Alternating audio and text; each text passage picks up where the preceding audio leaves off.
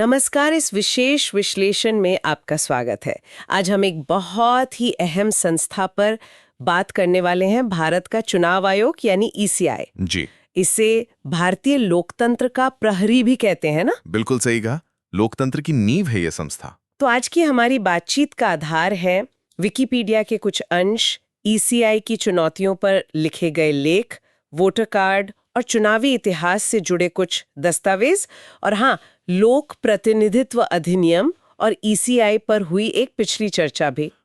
काफी विस्तृत जानकारी है हमारे पास। हाँ, कोशिश यही रहेगी कि हम ईसीआई की अहमियत, ये कैसे बना, कैसे काम करता है, इसमें क्या तकनीकी बदलाव आए हैं और लोकतंत्र को जिंदा रखने में इसके सामने क्या मुश्किलें आती हैं, इन सबको समझें। बिल्कुल।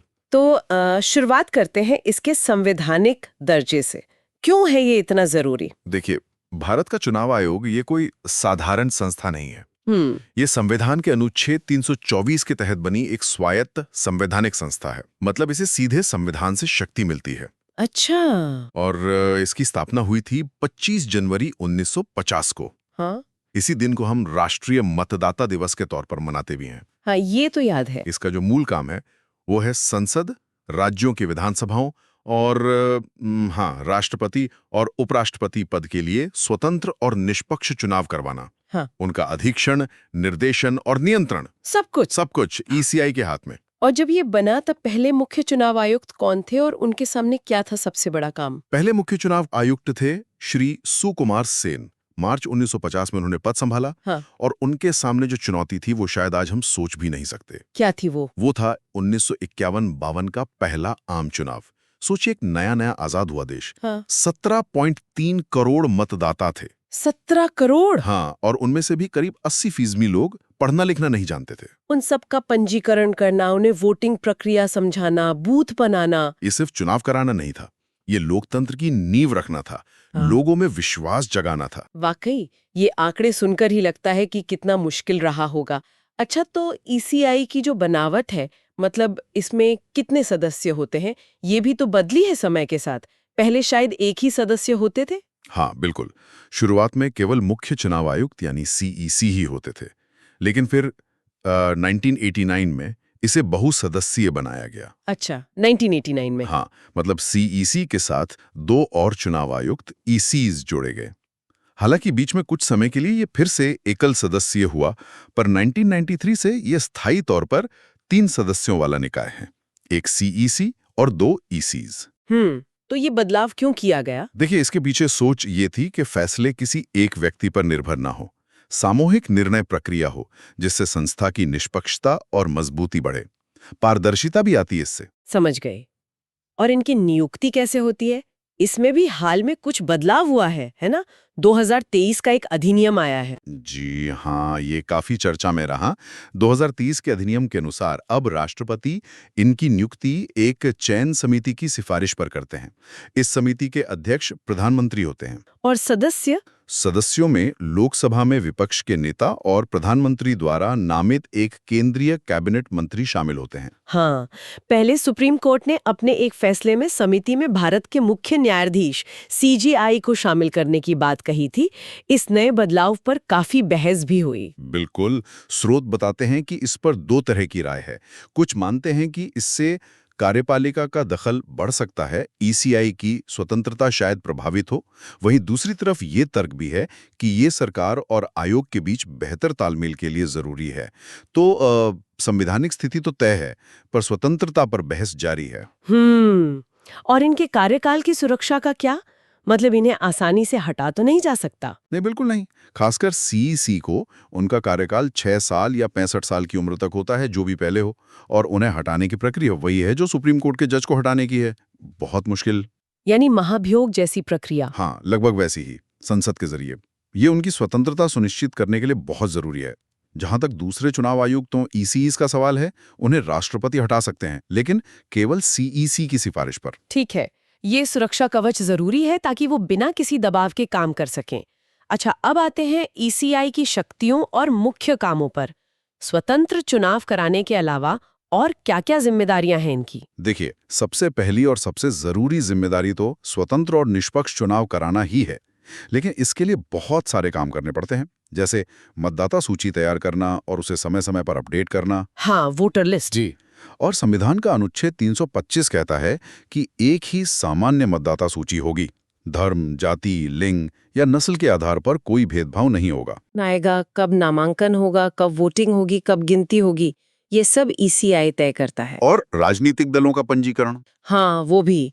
राजनीतिक दलों को रजिस्टर करना, उन्हें राष्ट्रीय या राज्य स्तर की पार्टी के रूप में मान्यता देना और सबसे जरूरी, उन्हें चुनाव चिन्ह आवंटित करना, ये सारे काम ईसीआई के हैं। और चुनाव के दौरान लगने वाली आदर्श आचार संहिता मतलब एमसीसी, उसका क्या रोल है? एमसीसी तो बहुत ही अहम है। ये पहली बार शायद 1971 में जारी हुई थी।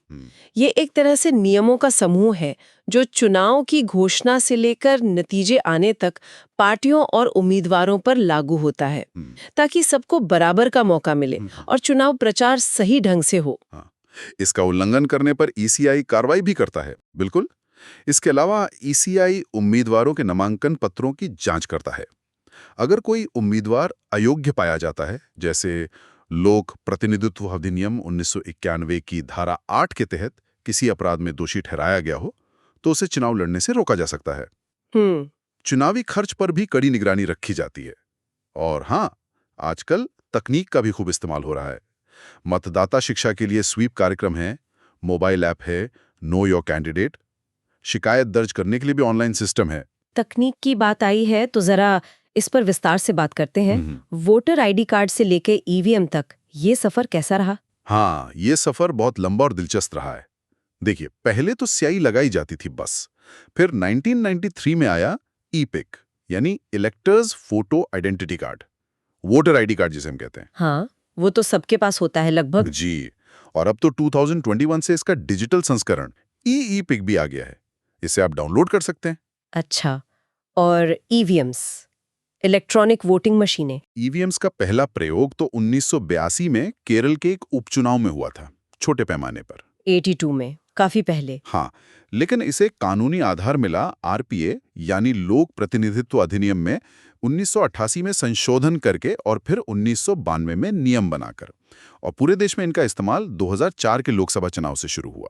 इनकी क्या खासियत है? ये स्टैंडअलोन मशीनें हैं, मतलब ये किसी नेटवर्क जैसे इंटरनेट या किसी और तार से जुड़ी नहीं होती और ये बैटरी से चलती हैं। अच्छा, तो हैकिंग का खतरा कम है। ईसीआई का तो यही दावा है कि ये टेम्पर प्रूफ हैं, मतलब इनसे छेड़छाड़ संभव नहीं है क्योंकि ये किसी बाहरी नेटवर्क से जुड़ी नहीं है।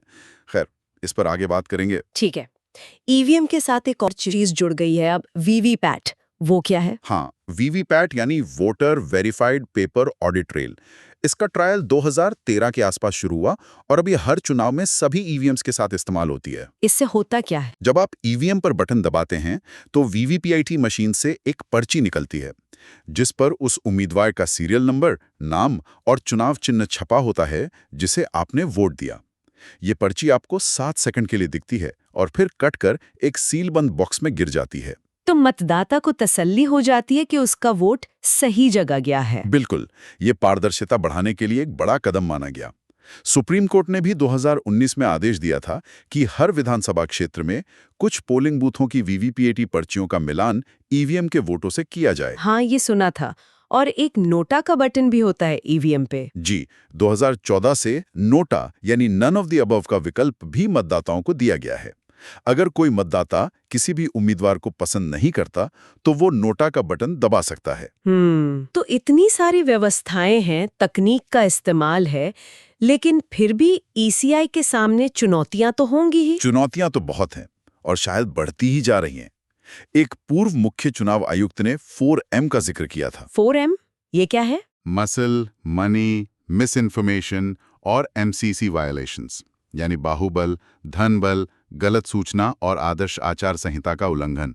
ये 4 आज भी सबसे बड़ी चुनौतियां हैं। धनबल की बात करें तो क्या ये वाकई इतना बड़ा मुद्दा है? बहुत बड़ा।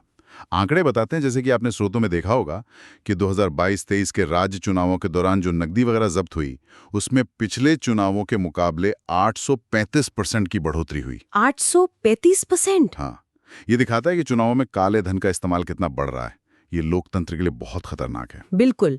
और गलत सूचना आज के सोशल मीडिया के जमाने में तो ये और भी मुश्किल हो गया होगा। बेहद मुश्किल। फेक न्यूज़, अफवाहें, प्रोपेगेंडा ये सब वोटरों को भ्रमित कर सकता है, चुनाव प्रक्रिया की निष्पक्षता पर सवाल खड़े कर सकता है। ईसीआई ने इससे निपटने के लिए स्टैंडर्ड ऑपरेटिंग प्रोसीजर एसओपीज बनाए हैं। आईटी एक्ट की धारा 79(3)(b का इस्तेमाल करके सोशल मीडिया प्लेटफॉर्म्स को जिम्मेदार बनाने की कोशिश भी करता है। लेकिन ये लड़ाई बहुत कठिन है। और ईवीएम की विश्वसनीयता का मुद्दा भी तो बार बार उठता है। जी हाँ, ईवीएम पर हैकिंग या छेड़छाड़ के आरोप लगते रहे हैं। हालांकि ईसीआई हमेशा से कहता आया है कि उनकी ईवीएम्स पूरी तरह सुरक्षित हैं। वो उनके स्टैंड अलोन डिज़ाइन, उनमें लगी तकनीकी सुरक्षा, चुनाव से पहले होने वाली जांच, first level checking, mock polls और अब वीवीपीएटी वेरिफिकेशन का हवाला देते हैं। 2017 में एक हैकाथॉन चैलेंज भी रखा था शायद ईसीआई ने। हाँ, रखा था, लेकिन उस पर भी अलग अलग राय हैं। बात यह है कि जब तक ये चिंताएं पूरी तरह दूर नहीं होती, तब तक ईसीआई के लिए जनता का विश्वास बनाए रखना एक बड़ी चुनौती है। और अब तो एआई और डीप फेक जैसी नई तकनीकें आ गई हैं जो भविष्य में और बड़ी मुश्किलें खड़ी कर सकती हैं। इसके लिए शायद नए कानूनी सुधारों की जरूरत पड़ेगी। सही कहा। अच्छा, चलते चलते लोक प्रतिनिधित्व अधिनियम यानी आरपीए 1950 और 1951 का भी जिक्र आया था। संक्षेप में इनकी क्या भूमिका है? ये दोनों कानून भारतीय चुनावों की रीढ़ हैं।